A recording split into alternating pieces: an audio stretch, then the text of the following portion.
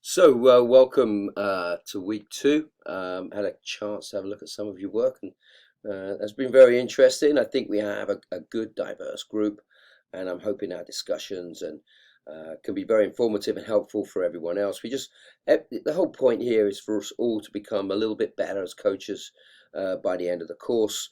Hopefully, I can give you some information and resources that will give you the ability to draw on what you have and we're all in different situations, but the key is making our players better players, our teams a little bit better, and then the whole environment and experience being one that's very positive and rewarding.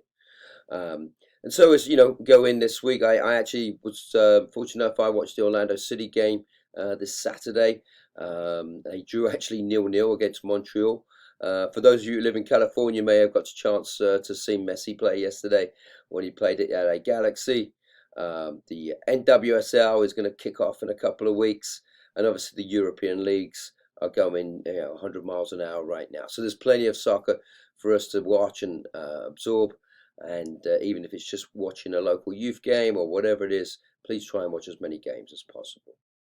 So let's walk on for week two.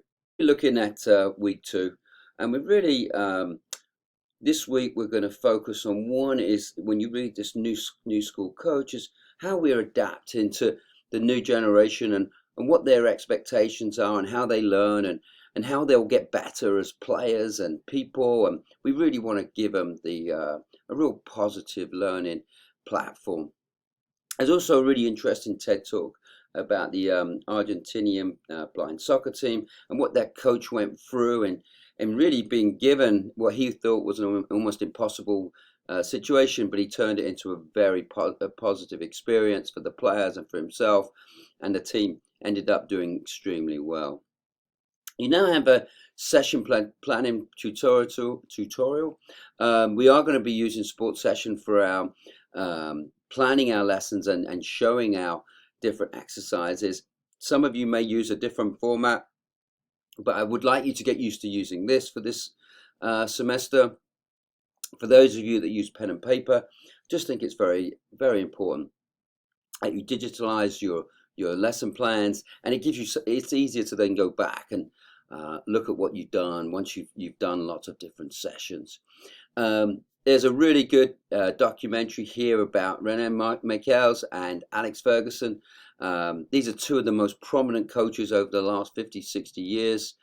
Michels really is the base from the Johan Cruyff and Pep Guardiola way of coaching, and Alex Ferguson has been extremely successful with his career at Manchester United, where he basically turned around 3 or 4 different teams, and each one of them was very, very successful.